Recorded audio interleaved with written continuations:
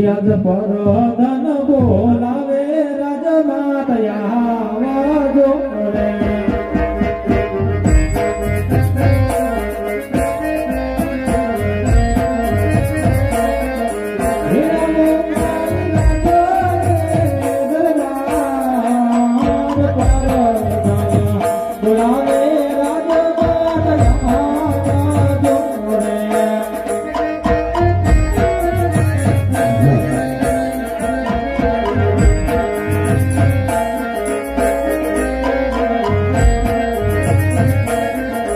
યાદ પર દાન બોલાવે રાજમાતા યારે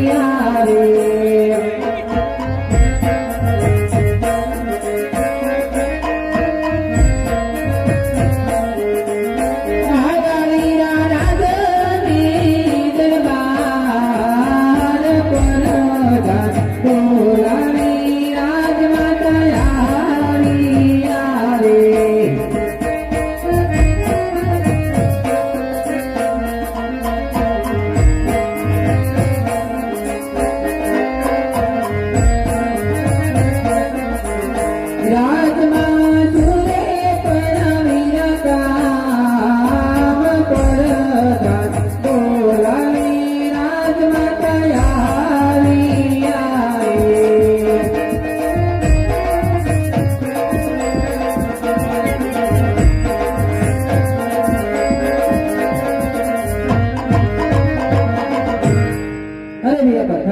અત્યારે રાતના બંધન સુકામ કરવામાં આવ્યા અને કામ તો મહાન કર્યા બહુ સારી વીરા બંધન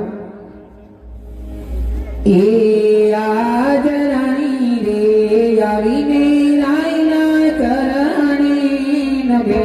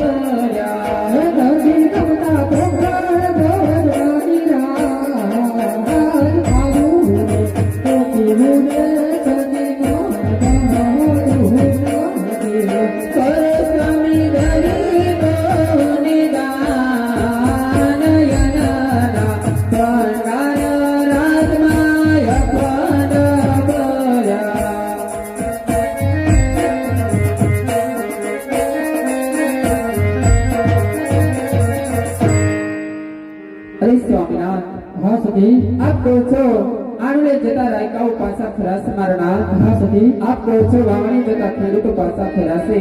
હા સતી, આપ કહો છો કે આપણું રૈયત આપણું ધન ખાઈને આપણને મેણા બોલે છે મારા નાથ. હા સતી, રૈયત તો એક દીકરા સમાન કહેવાય.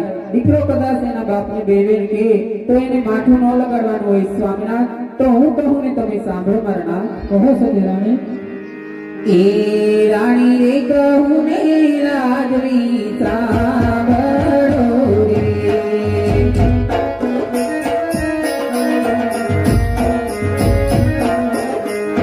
કરું સ્વામી મારા દિલડાની વાત.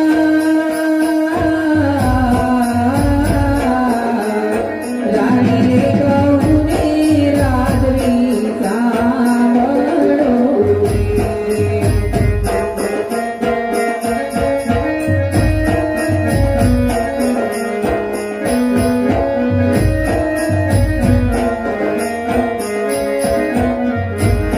સવતી સવાયા ગોળલા રાજમારે.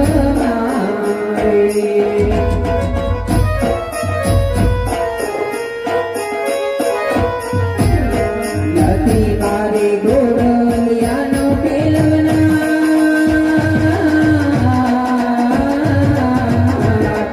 રાણી રે કહું ને રાજવી સાંભળો રે.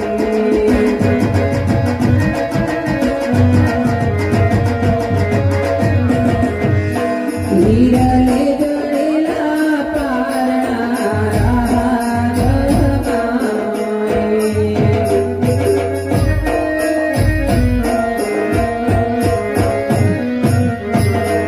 નથી મારે પારણિયાનો ઝૂલના.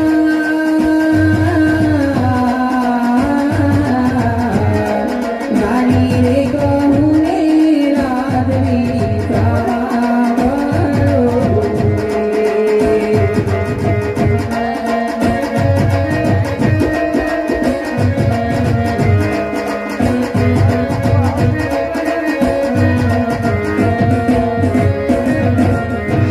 લીલા સાડી લક્ષ્મી રે બને મારી કરી.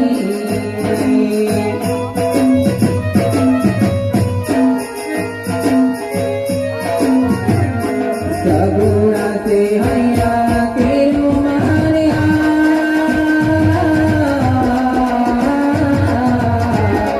ચડા ચડી કર્યો સ્વામી મારા થોડા રે. ચડા ચડી કર્યો સ્વામી મારા થોડા રે. ચડા ચડી કર્યો સ્વામી મારા થોડા રે. અરે સ્વામિનાથ, હા સતી, લાસા લક્ષ્મી સગુણા ત્રણ દીકરીઓ આપણે આંગણે ગમે છે મારા નાથ. તો આપણે કેવી રીતે ભાગ્ય કહેવાય? મને કાંઈ સમજણ પડતી નથી મારા નાથ. તો આપ મને સમજાવો. હા સતી, દીકરી તો એનો પારકા ઘરની વાત કહેવાય કે આજ પરણાવને કાલ પોતપોતાના સાસરે સારી જાય જતી. હા સ્વામિનાથ, જો લૂલો નગરો કે બાટા વગડો એકાદી પુત્ર હોત ને સતી, તો આપણા ગયા પછી આ પોકરણગઢના રાજ સંભાળે અને એ ઘડીના સમયે પોકરણગઢને મણમણના તાળા લાગશે, હતી મણમણના તાળા લાગશે. હા મારા નાથ. હા સતી, તો ઘરે કદે મને વને જવાની રજા આપો. કાશી વિશ્વનાથના શરણે મારા પુત્રને વરદાન મેળવવા માટે જવું છે સતી. હા સ્વામિનાથ, વનમાં તો હું તમને જવા દઉં, પણ આપણી દીકરી સગુણા 16 વર્ષના અમલાક થશે. બેન માટે કોઈ સારું રાજા રજવાડું ગોતો, સારો એવો મુહૂર્ત ગોતી બેન સગુણાના સુકન્યા લગ્ન લ્યો. બેન સગુણાના પીળા હાથ કરી પછી આપ કાશી વિશ્વનાથને શરણે જજો મારા નાથ. હે સતી અરે વીરા બધા હા મહારાજ. રાજમાંથી ગોરદેવને બોલાવો. ધીરજ પર્વતન બોલાવે ગોરદેવ આવાજ કરે.